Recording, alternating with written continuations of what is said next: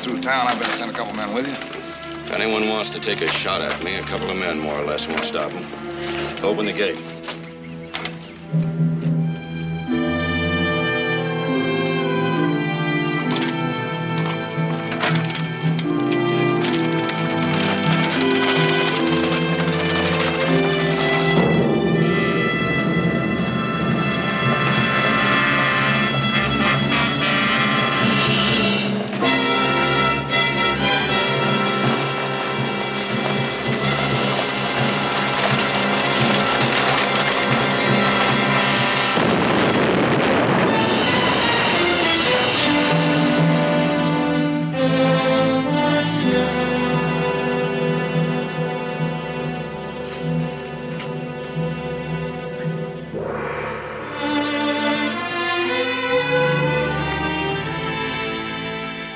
And murder. I don't understand it. We've never had trouble like this at the mine before. How deeply involved are we? Enough to get hurt. 10,000 shares. Well, then why don't we sell out? Because since the strike, we wouldn't be able to get anywhere near their market value. If the governor had any guts, he'd move the troops in up there. Now, wait a minute. They're destroying private property. Troops aren't the answer. Well, what is the answer? Nick, why don't you ride up there as soon as possible and find out what it's all about? Tomorrow morning. Better let me. Sounds like my kind of job. Well, what makes you say that? Oh, I've seen the elephant and heard the owl, brother. You haven't. Worked in the mines, remember? I'll leave in the morning, Jared. Oh, now, wait a minute. Heath is right. Nick, what do you say? Well, I got other things to do. All right, then that settles it. Heath, when you get up there, talk to Colin Murdoch. He's been superintendent of the mine since it opened. He'll be able to give you a good picture of what's going on. Right. And Heath, remember, you'll be representing management, and management seems to be a walking target right now. You watch yourself. Yeah.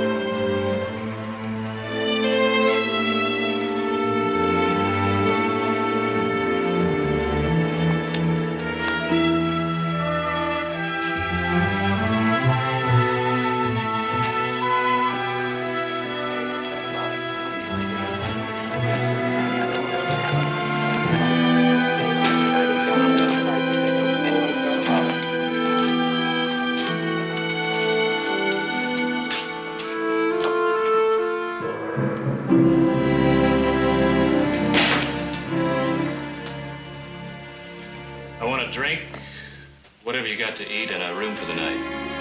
I'm closed.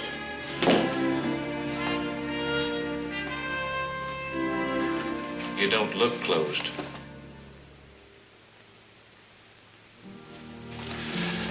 Now, I've ridden a long stretch. And I'm tired, and I'm hungry, and I'm thirsty. Now, when a man feels like that, he gets irritable. Gets annoyed at little things. I don't want no trouble, mister.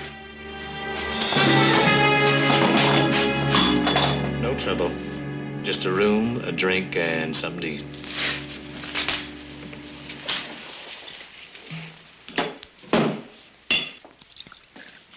Make it two, Newton. Shut up. Gentlemen won't mind buying a lady a drink. Beat it. Oh, let a girl make her rent, will you, Newton?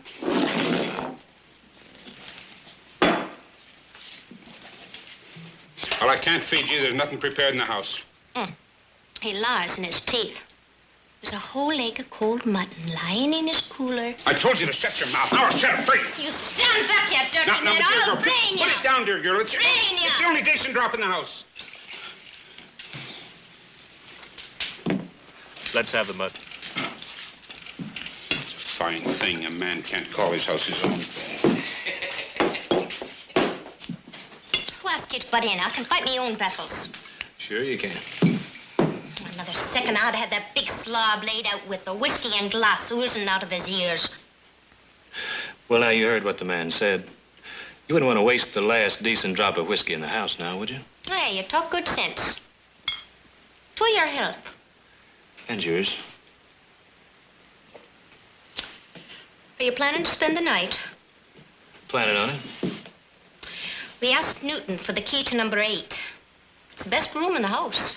I know for a fact the sheets was changed only a week ago. Ain't hardly been slept in since. And don't let him tell you there isn't any room. Now, you're not going to spend the night. Now, why can't he spend the night? I don't want any trouble in my place. You wait till himself hears about this. Ah, the back of me front to himself and you too. Look, you don't want to spend the night in a place like this. I own it, and I wouldn't stay here if I had any choice in the matter. Look, the beds are hard, and the bugs, you know. Oh, terrible bugs. Big enough to throw a man out in the street and leave him there to be eaten at their leisure. Let's have a key.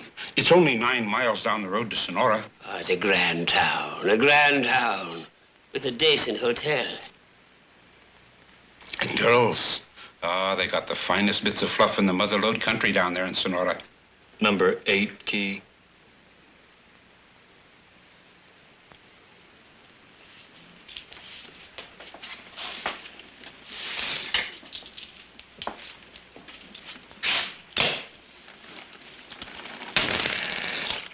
I'll eat in my room.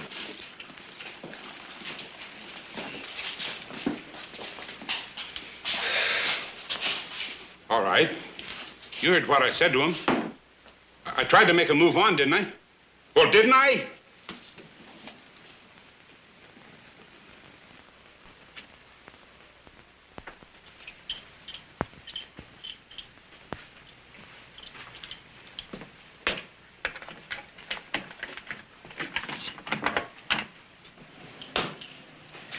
Surprise, surprise.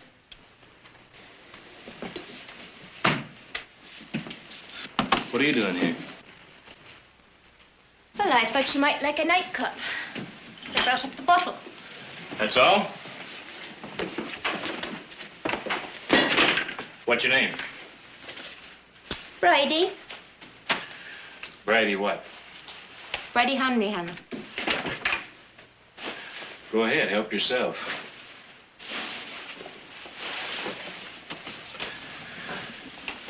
How old are you, Bridie? Oh, no. I didn't come up to give you a pedigree. Well, I suppose not. 18? 19? Why, aren't you going to drink with me? How much do you make off a bottle, Bridie? Oh, you're a wise one. I make $1.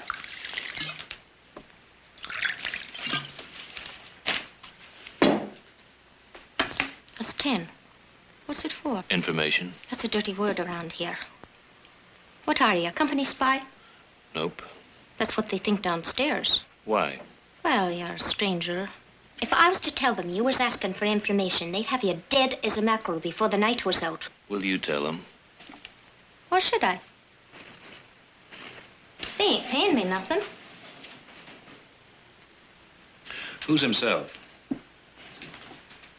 You can put your money away. I'm the sole support of my old father, and I can't afford to be killed.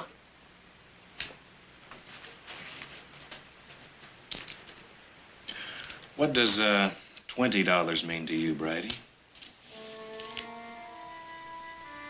The rent paid, food in the house, and no need to be doing this for at least a month. Who's himself? O'Doul.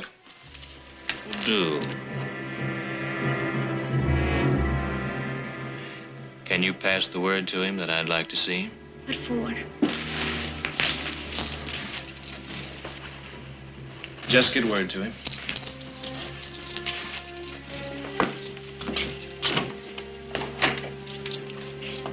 What, is that all you want? That's all, Brady. You're a strange one. I suppose a gentleman like yourself can't be bothered with the likes of me. Well, you ain't so much. I hope O'Doul cuts your heart out.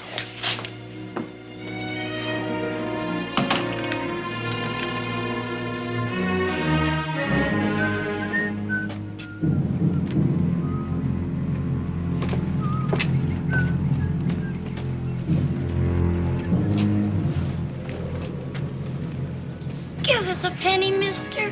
Come on, mister, be a sport. Give us a penny.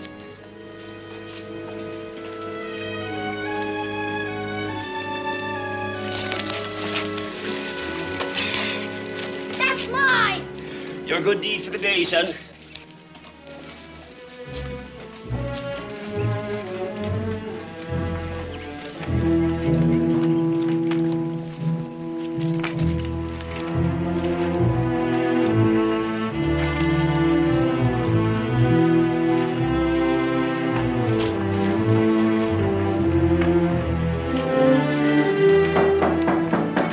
Come in.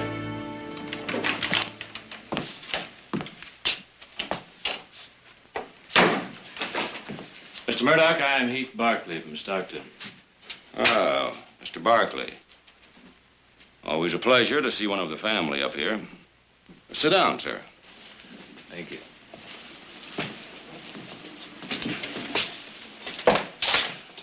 What can I do for you? It's about the troubles you've had up here. Now, the work of a few vicious malcontents. You've been shut down for weeks. I know, Mr. Barkley. But I've been in constant communication with Mr. Hummel since he took over management of the company.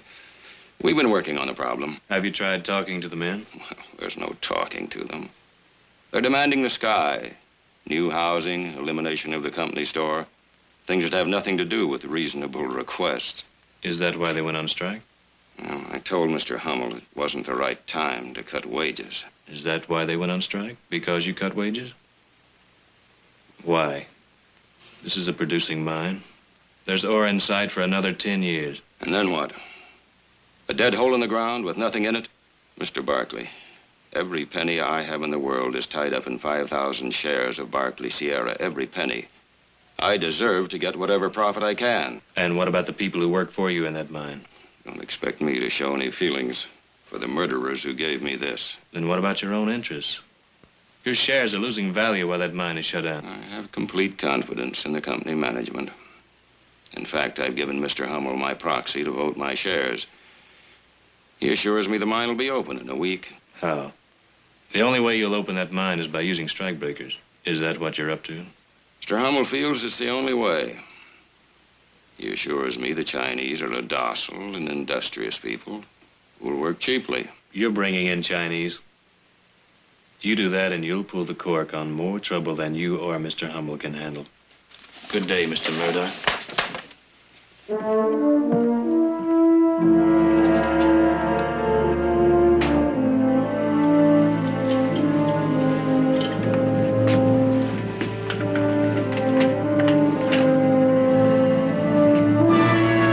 in and move easy.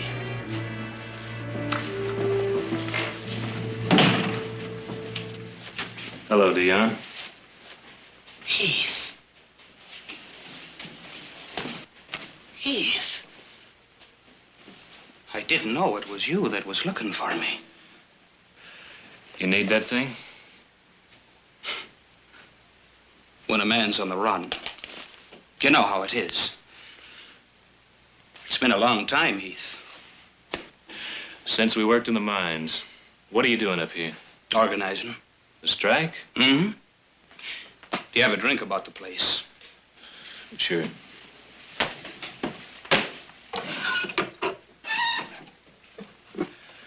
What's it all about, Dion? The strike? Well, take a look around. The curse of the Irish. Them that don't die of the drink perish of religious melancholia. Or starvation. Or get shot to death. Or 100 other ways to squeeze the life out of a man. A sad people, the Irish. What are you doing in Lonesome? Looking for answers to the strike? What's your interest? I represent the Barkley family. Tom Barkley turned out to be my father. Did he now? Didn't you stop to think there might be some risk in coming here? The bosses aren't popular in Lonesome, you know. I'm no boss. No. Of course you're not. Just a drop, please. No man that's worked in the mines could become a boss. It takes a fine gentleman who's never raised a callus to work men until they drop. Cheat them in the company stores and starve their women and children. Get off the soapbox, O'Doul. That isn't true. Have you gone blind? Can't you see what's around you? Ah, you've changed. The Heath I used to know would have been right out on the lines with us. And I would be out on the lines with you if you were going about it the right way. And we are going about it right. We're asking for decent wages, an end to company stores, safe working conditions. And how are you asking? With bombings and murder from ambush? Man, darling, it's the war we're in. You can't win that kind of war. Dion, listen to me. Get your people together. Form a committee to meet with the company management to discuss your differences in an orderly manner. No. Why? It's not the answer. Let me talk to your people. Let them decide if it's the right way. I'll do the deciding for them. Well, that was grand tasting whiskey. I'll be leaving you now. Are we still friends? Now, that's a fine question to ask a man. Of course we are. But I wouldn't be speaking for others in the camp. The Barkleys aren't popular, you know. If I were you, I'd leave town in a quiet kind of a way. Within an hour or two. No later than that.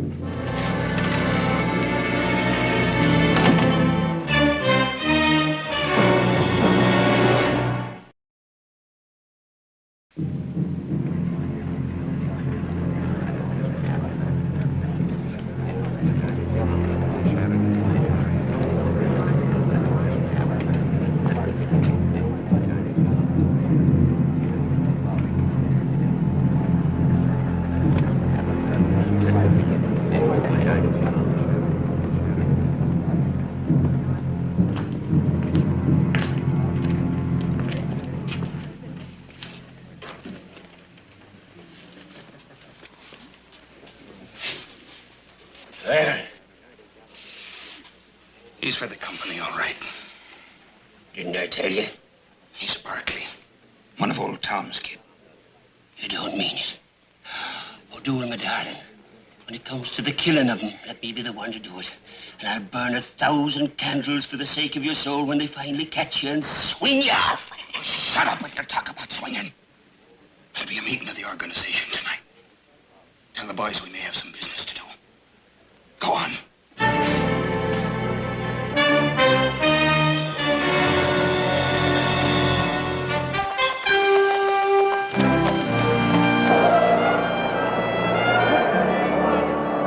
Go on. 27 1/4. All right, from Hummel and Bailey.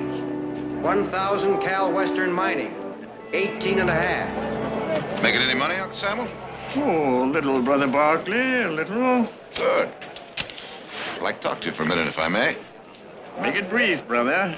Time and the tides of opportunity wait for no man. Ah, yes. What do you want to talk about? Barkley Sierra. I'm a very busy man, Brother Barkley. Maybe you better come around to the office later in the week. Now, Uncle Samuel. Right now. 300 Marar silver. Well, what about it? 45 1/4. I understand you're bringing in Chinese strikebreakers. You heard that, did you? Yeah. My brother's in Lonesome. He wired me about your plans. Now, you know you can't get away with a thing like that, Uncle Samuel. You bring in 500 Chinese laborers on Wednesday, and by Thursday, they're scattered all the way from Camp Lonesome to the Barbary Coast. Well, it's not my doing. It's the decision of the board of directors. Oh, come now, Uncle Samuel. You control that board, and we both know it. All right. The shareholders entrusted me with management of the property. To my mind, that means making profits. Making profits means getting the ore out of the mine at the least cost. And Chinese labor isn't 1/3 as dear as what we've been paying. Why, you slippery old thief. I almost believe you started that strike just so you could bring in cheap labor. If you see any loose Barkley Sierra stock, Brother Barkley, snap it up. It's a good investment for the future. Gently, Brother Barkley, gently. Uncle Samuel, you just started yourself a little war. And before it's over, I'm going to collect that greasy old hide of yours and have it stuffed. 200 grad copper, 8 1/2.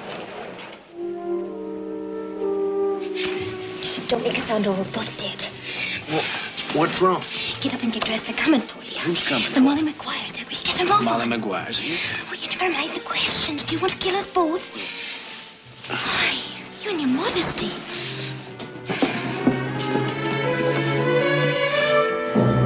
How did you know about this? I heard them talking.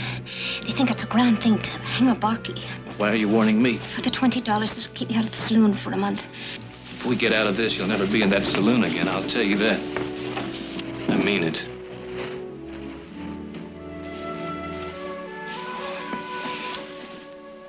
For the sake of the comfort it would bring me, Mr. Barkley, would you kiss me once? No, on the lips.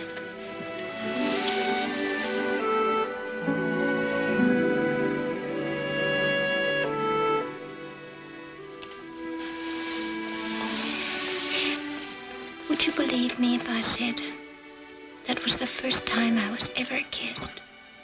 Really kissed?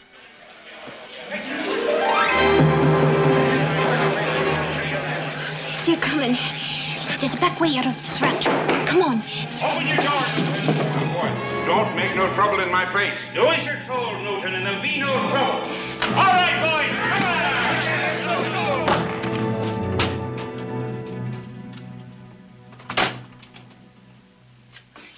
It's me home. You'll be safe here. Nobody'll bother Tim Hanrahan. Tim Hanrahan? Father. Whoever you are, tell my daughter not to bring her low saloon friends under the roof of my house. Mr. Barkley, tell my father what happened. The Mollies were after me. Your daughter helped me. Barkley, is it? Oh, if I had me legs, I'd be out of the boys hunting you down. Father, please. Tell my daughter if she's anything to say to me to speak through you. What is this? Your father won't speak to me. He doesn't care for the way I put food in his belly and a roof over his head. I never asked for a charity. He'd rather I let him starve than me work in a saloon and him helpless as he is. Thank God her mother died before she brought this shame on us. And I wish you'd die. Favor me! You stay here where I keep my eyes on you. Get back there! You tried that and I'll howl so loud every Molly and Campbell will be in here before you can say Jack Robinson. Now you sit down over there.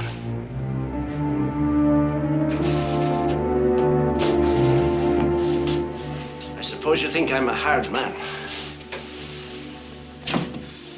I think you're a fool. Oh, if I had me legs, you'd sing a different tune, me pile. Do you wonder where my legs went? Down in the mine, that's where, when the rotten timbering collapsed. I should have died down there, and I would have, if it hadn't been for the hate that kept me alive.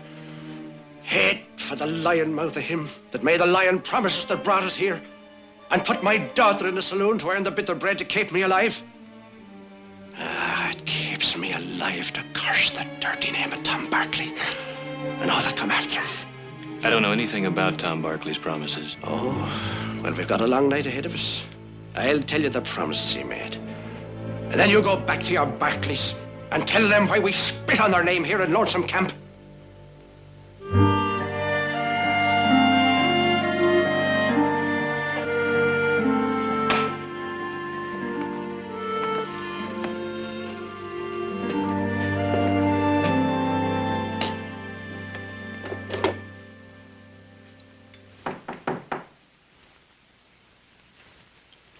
Come in.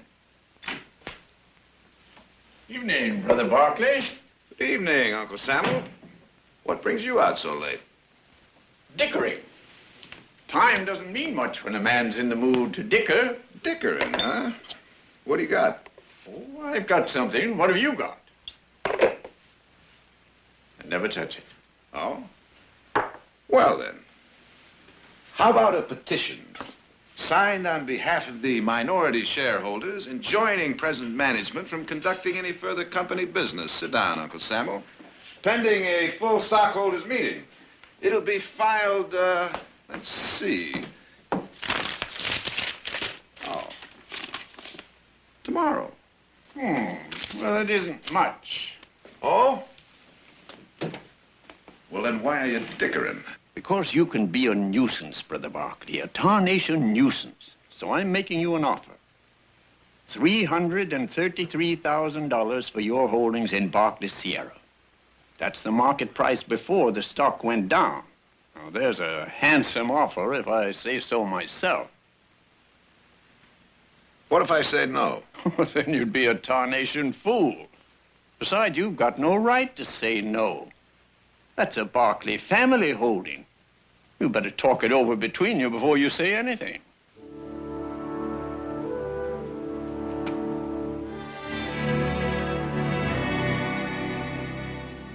All things considered, Hummel has made us a pretty fair offer. We could get out of Barkley Sierra without losing any skin. You mean we'll get all our money back? Yep. And if we don't accept? Well, then we're in for a rather expensive fight for control of the company. All right, Jared, what are our chances? Hummel now controls 60% of the outstanding shares. Then we're lost before we start. Not necessarily. We might be able to win over some of the proxies he now holds. Now let's sell and get out. Mother?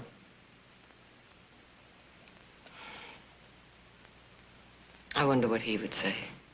I'll tell you what he'd say. Well, what are you doing back so soon? I didn't expect to be back so soon. I was chased out by men carrying ropes. They call themselves the Molly Maguires.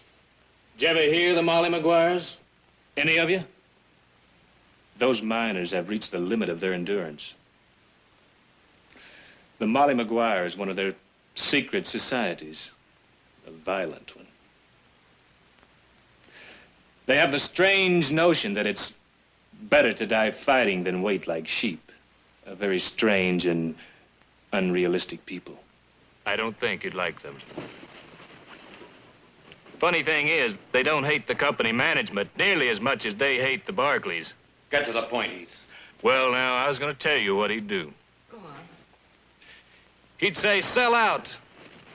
He'd say, wipe your hands of the whole dirty mess. He'd say, take your money and run. What happened up there? You think those men up at Lonesome Camp are striking against Hummel's management? His wage cut?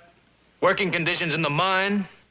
Oh, you are so wrong. They're striking against him. Heath, I think you'd better explain that. And you explained to me his promises that were never kept. Good housing, safe working conditions, decent wages, schools for the children, and a company store selling at cost. Security for the old and the injured. What did they get? Leaking roofs, rotten timbering in the mines, dirty children playing in the streets and begging pennies, and a company store that charges 4 prices for everything. Do you know what they eat up there? Potatoes. Potatoes 3 times a day, 7 days a week, and praise the Lord when a miracle puts a bite of meat on their plates once in a blue moon. And as for the old and the crippled, oh, they've got it fine and easy. If they have a daughter who works in a saloon to keep the company roof over their heads and enough food from the company store to keep them alive, what he promised them was hope. And what they got was a kick in the teeth. That is why they hate him. I don't believe it. I don't believe it. You're very young, and the young are very intolerant. You couldn't understand a man like your father. You couldn't understand how a man might make promises in good faith and then be unable to keep them. You only heard one side of the story. Don't pass judgment on a man you never knew until you hear both sides. I've always had faith in my husband, and I still do. But if he was at fault in this instance, then we all are at fault. Your father left us a heritage of wealth and power and land. And he also left us his obligations. Jared? Yes, Mother? Fight Sam Hummel with everything we've got.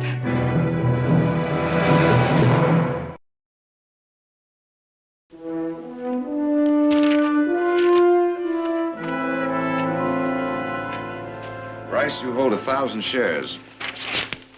I want your proxy to vote them. Jared, is the situation that bad? Believe me, it's that bad. We've got to get that mine back in operation. Who else will go along with you? I've got Mayhew and Chase to throw in with me. Now, what do you say? But even with my 1,000, you're still way short of control. George, I only know one way to begin. That's to start.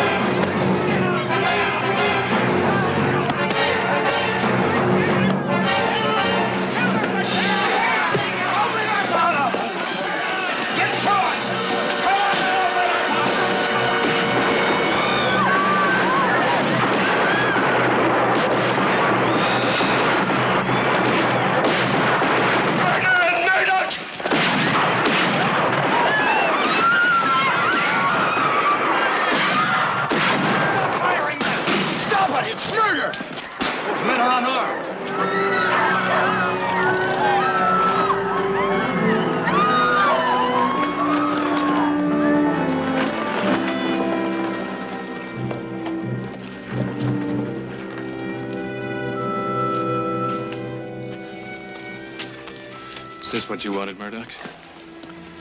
I didn't want murder. You've got to believe me. I didn't want murder.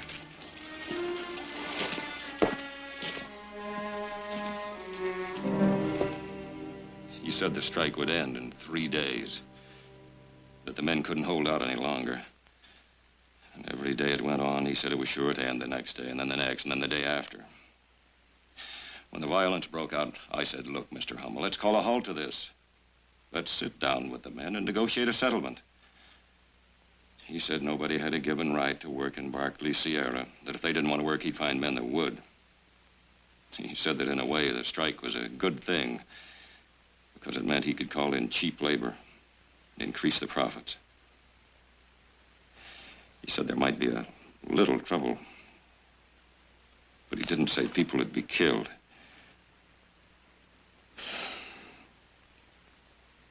What can I do?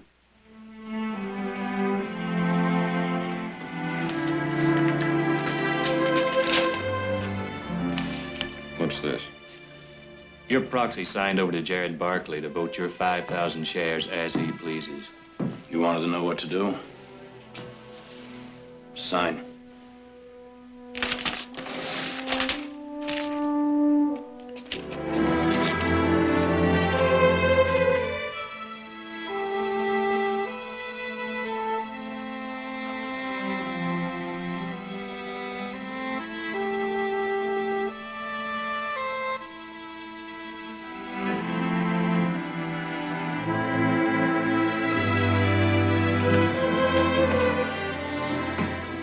I thought you were up at Lonesome Camp. I was. Got a little present for you. Murdoch's proxy. This does it, boy. This does it.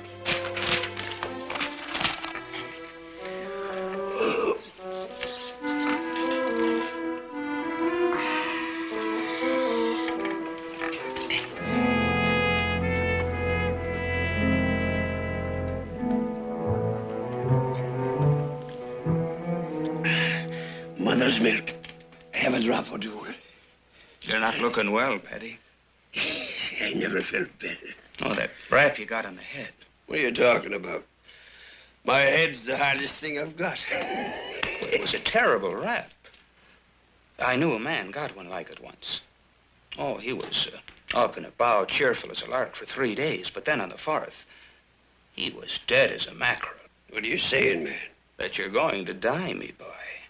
You don't mean it. Yes, but only for a little while. Who ever heard of a man dying for a little while?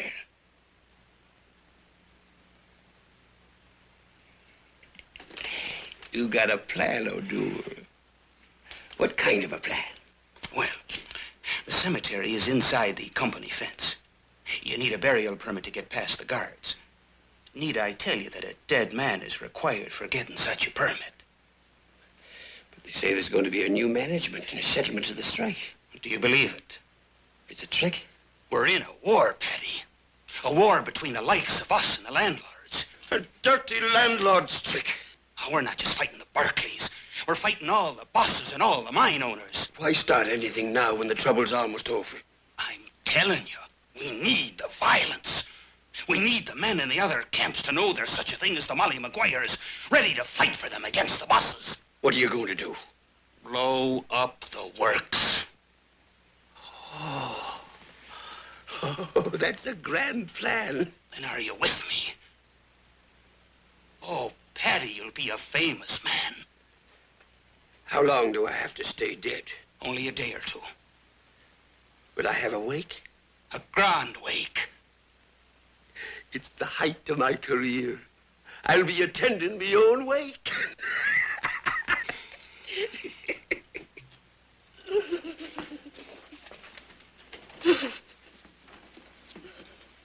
Oh, why did he die? He never ate meat on Friday, nor on any other day, the poor soul. He was pure in his thoughts about women. He never missed the sacraments. He never gave way to sins of lust. Why did he die? Oh, why? Why did he die? Good evening, Mr. Tolliver.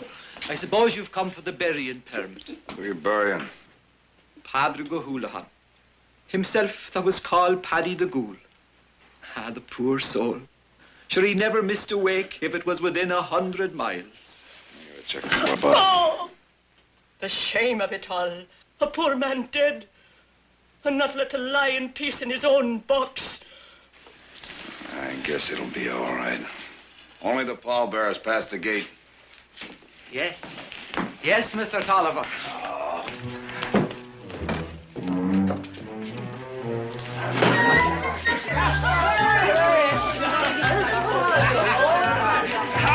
A toast! A toast to Paddy the Ghoul!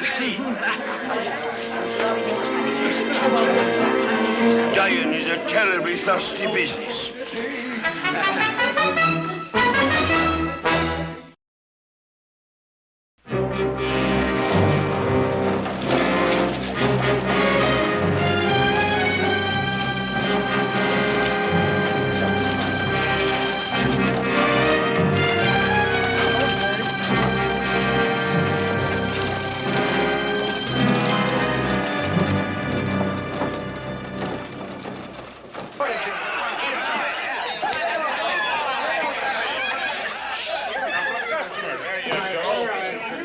That's right. Come on, over here. Help yourself. You know, this will be one funeral they'll never forget.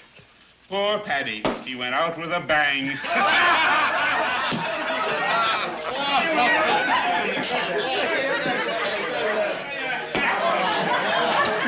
Oh, the French are out the way, that break-a day, and the rose and all the gays, and the shotgun box. Get back in there. Hey, don't give me a drink. Look, I'll spun down your house if you don't give me a drink.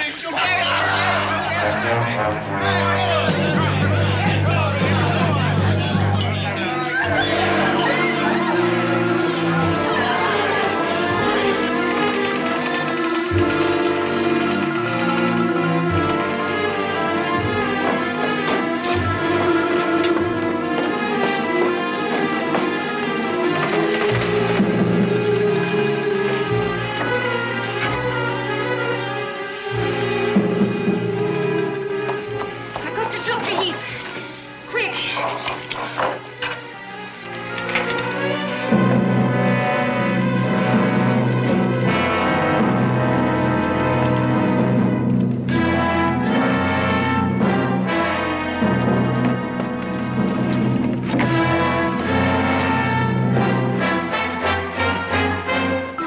I just saw Paddy at Newton's. He's alive. Alive? Then who's in the casket? It must be O'Doul. He's up to something. I think they're gonna blow up the mine. Get all the men you can up to the mine.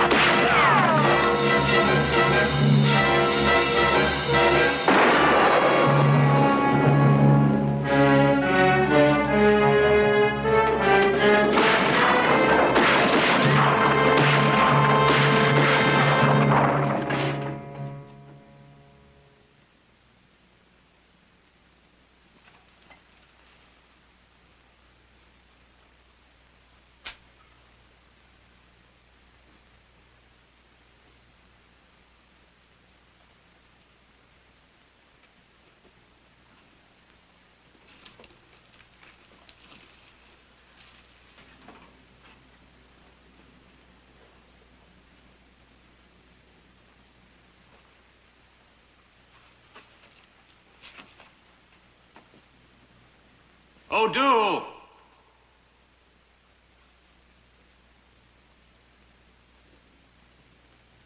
O'Doul!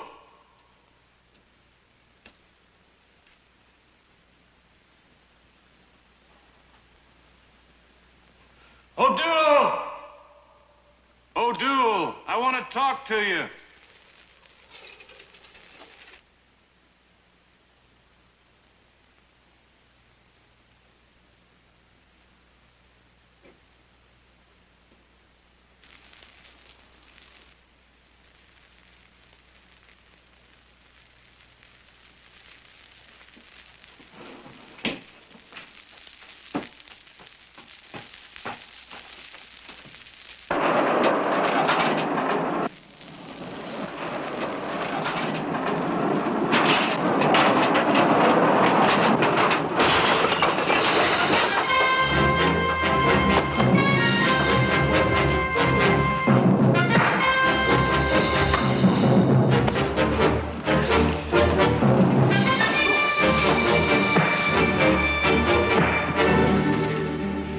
Dion, the strike's over.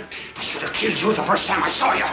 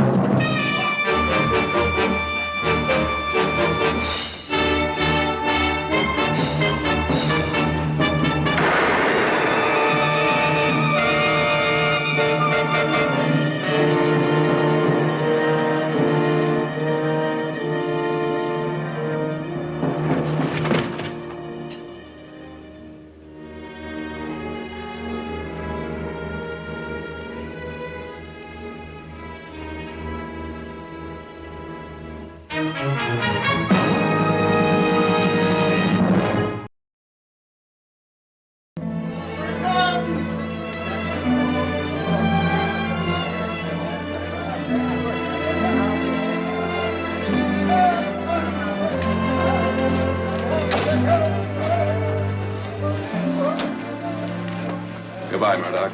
And many thanks for your help. Thanks for yours. From now on, we'll run this mine the way Tom Barkley planned it. You do that.